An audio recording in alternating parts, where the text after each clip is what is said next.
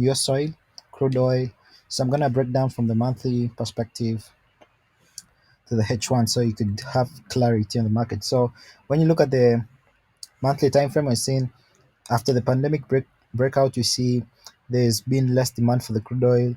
Airplanes are not flying again. People are not traveling. So we see big sell off as price of oil tumbling and melting to the downside. Then after that, then we see after the US government started printing money and trying to reinvest the money into the economies and helping trying to build the airplanes. You see huge demands as the lockdown has been released and people are starting to move around again. So you see this break of this structure here in the weekly. You may crossover. You see this start of increase in demand in the weekly time frame here. So break of this structure here in the weekly.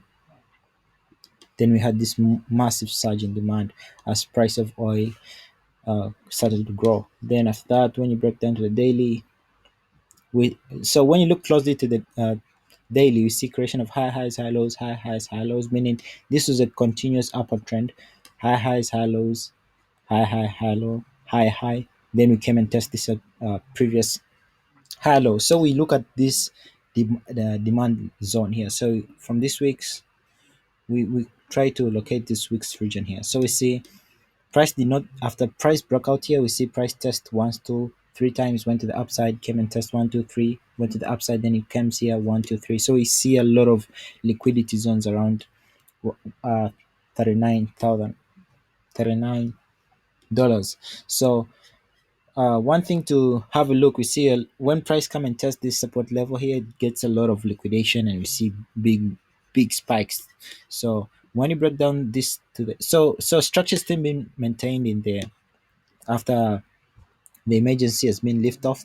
So you see this continues to the upside, right? So daily structure is still being maintained to the upside. So we're looking for long setups here. So H4, what happens in lower time frames like H4? So you're seeing we had this break of structure here, temporary break of structure for this retracement here. So you had this creation of low high, low high, retest of this low. Then we had this break of structure. So in the H4 here, you see now a shift of momentum from downward trend to upward trend here,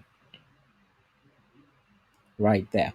So we see price came, uh, tried to retest the support level, got rejected, went to the upside, huge engulfing candle, rejected, went to the upside, huge engulfing candle. This is kind of like double bottom. Then we had this breakthrough to the upside. So this is kind of like retracement. So when you pull your fibs from this low to this high, you are seeing price is currently trading around 50 to 61.8 Fibonacci retracement. We could see all the way price to come at least even to 78.6 to collect some liquidity before moving to the upside. So huge potential to the upside. Our targets are going to be around here.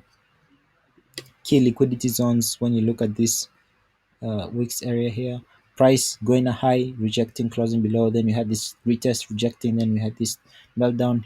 Price tried again, meltdown. So this is key levels to watch. So when you're looking for long positions, you're gonna look for. We're gonna put our entry around 61.8. Targets around there. To the upside. Yeah, stop loss you could put way below. You could wait. So the other thing is you wait for when you break this in the 1 hour time frame, we see like we could see price all the way to it could come at least to the 61.8 retracement level. We need to see a good rejection here, then a big surge to the upside as demand for oil increases. Then we could even see price come to 78.6. So make sure stop losses are below this previous low. Yeah, huge upside move. So hope you guys capitalize on this. Thank you.